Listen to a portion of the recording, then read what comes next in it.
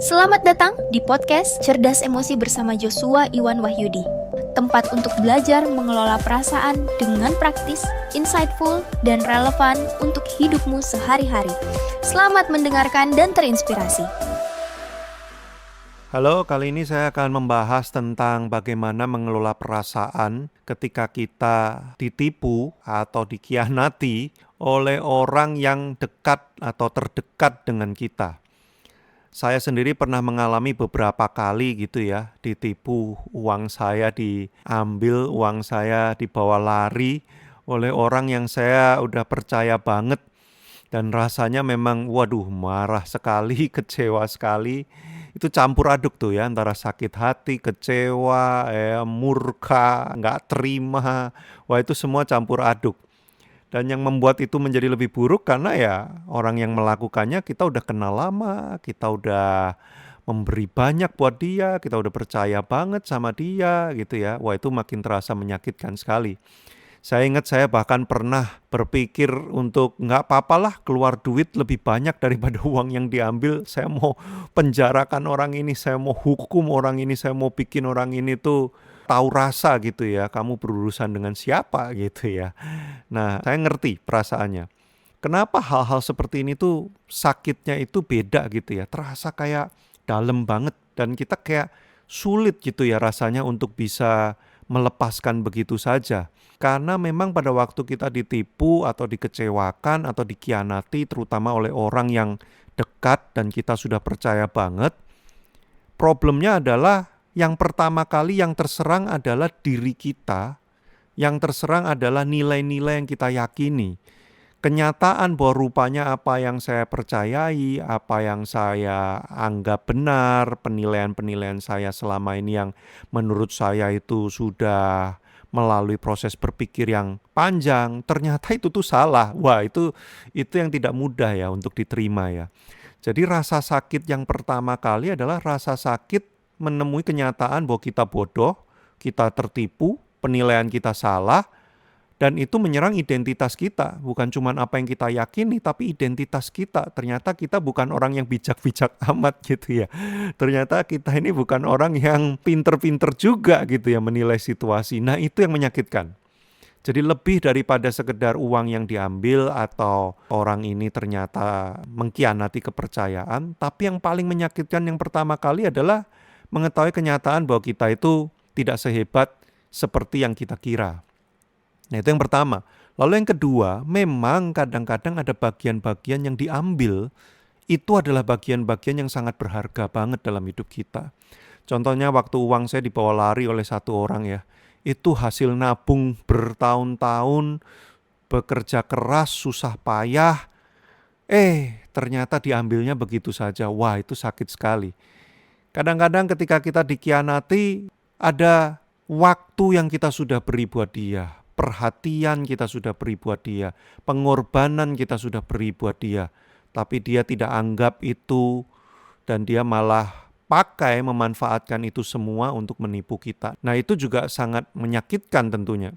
Dan rasa sakit yang kita alami ini menurut beberapa riset ternyata otak kita memprosesnya seperti kalau kita benar-benar mengalami rasa sakit secara fisik. Jadi yang saya maksudkan adalah rasa sakitnya itu real loh itu ya. Jadi itu bukan cuma sekedar kayak perasaan semata, tapi tubuh kita mempersepsikan dan menganggap itu benar-benar kayak tubuh fisik kita itu terluka. Dan makin sakit, makin besar rasa kecewa kita, ya itu seolah-olah seperti tubuh kita terluka dengan dalam. Nah makanya kenapa otak kita memprosesnya seolah-olah seperti rasa sakit fisik beneran.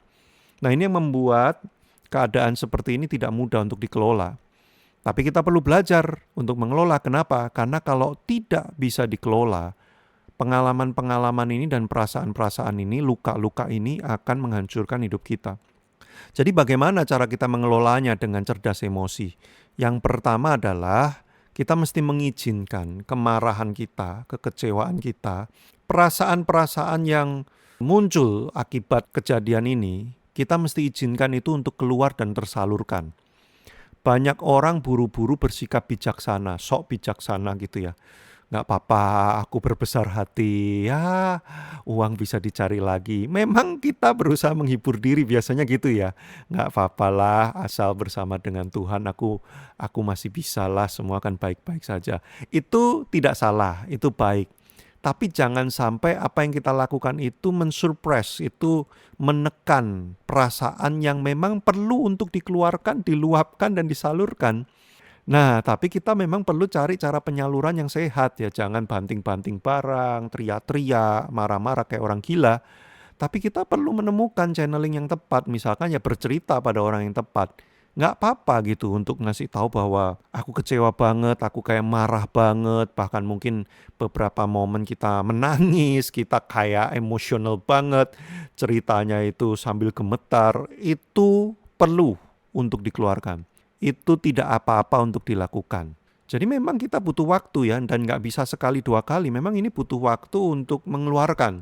Nah, salah satu yang saya pelajari dalam hidup saya adalah saya pada waktu itu buru-buru kayak bersikap bijaksana gitu ya. Karena kan trainer kecerdasan emosi gitu ya. Masa kalau ngalamin kayak gini saya stres, saya marah. Enggak dong, trainer kecerdasan emosi bijaksana. Nah, itu kesalahpahaman saya ya. Saya belajar juga ya dari pengalaman ini. Ternyata saya menekan. Sehingga pada waktu tertentu ketika keinget lagi atau ada kejadian-kejadian yang mirip atau saya baca-baca berita yang mirip, rasa marahnya itu tiba-tiba bisa muncul gitu ya. Saya bisa tiba-tiba kayak nggak terima lagi. Nah, disitulah saya belajar untuk bercerita, mengeluarkan kepada orang yang tepat. Dan itu menolong ya. Yang pertama adalah memang ini perlu disalurkan dengan sehat. Lalu yang kedua yang juga sangat penting adalah kamu perlu memaafkan dirimu dan menerima kebodohan, kekonyolan, kesalahan penilaian. Ini kamu perlu menerima, perlu memaafkan.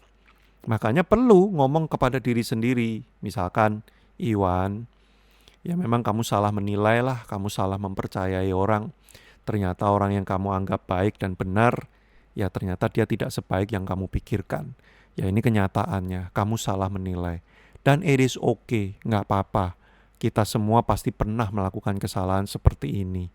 Mau sepinter apapun ya, pebisnis yang sudah berpengalaman hebat sekalipun pernah ditipu juga. Ya, penipu yang paling ulung pun juga pernah ditipu gitu kan ya. Jadi maksud saya adalah ya kita bisa melakukan kesalahan dalam menilai orang, salah dalam mempercayai orang. Tetapi bukan berarti kita itu gagal, bukan berarti kita benar-benar bodoh selamanya. Nah, maka maafkanlah kesalahan kali ini. Terimalah ini sebagai bagian dari perjalanan dalam kehidupanmu.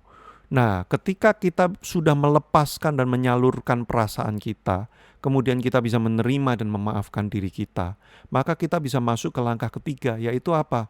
Mengubah pengalaman ini menjadi sebuah kebijaksanaan. Jangan buang nilai-nilai yang benar dan baik dalam hidupmu hanya karena kamu salah mempercayai orang. Banyak orang gara-gara pengalaman seperti ini berpikir bahwa mulai sekarang aku gak mau nolong orang lain lagi. Mulai sekarang aku gak mau percaya sama siapapun lagi. Mulai sekarang jangan jadi orang baik, jadi orang jahat aja, tipu orang aja. Nah, kalau kita menjadi seperti itu, maka kita mengizinkan luka yang membentuk kita. Jangan. Luka bisa terjadi, tapi biarkan kebijaksanaan yang membentuk kita. Yaitu dengan apa? Dengan menguasai diri, cerdas emosi. Kita mengubah pengalaman ini dengan bertanya, apa yang saya pelajari lewat kejadian ini?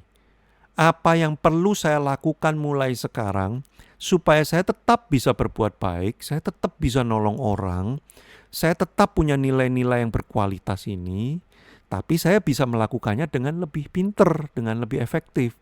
Nah, ketika kita geser pikiran kita dari mengeluh dan komplain, kenapa kok dia nggak tahu terima kasih, kurang ajar banget. Nah, kita geser ini kepada next-nya bagaimana supaya saya lebih efektif melakukan kebaikan. Nah, selamat. Pengalaman tidak melukai kamu, tapi pengalaman ini justru membuat kamu makin kuat, makin bijaksana. Hampir semua orang pasti akan berjumpa dengan kekecewaan dalam hidup. Memang ini adalah jalan yang mesti dilewati dalam kehidupan orang dewasa. Pernah ditipu, pernah dikecewakan, pernah dikhianati. Tapi bukan berarti apa yang menimpa kita ini harus kita ikuti. tetapi kita bisa membentuk diri kita menjadi lebih kuat lewat semua pengalaman-pengalaman ini. Yang paling penting dalam kehidupan kita adalah bukan apa yang terjadi yang menimpa kita, tetapi bagaimana kita meresponinya. Itu yang akan menentukan apakah kita menjadi semakin kuat atau semakin hancur. Jadi buat teman-teman yang sedang punya pengalaman barusan ditipu, dikhianati, atau dikecewakan, jangan berlama-lama terlalu dikuasai oleh kemarahan dan kekecewaan.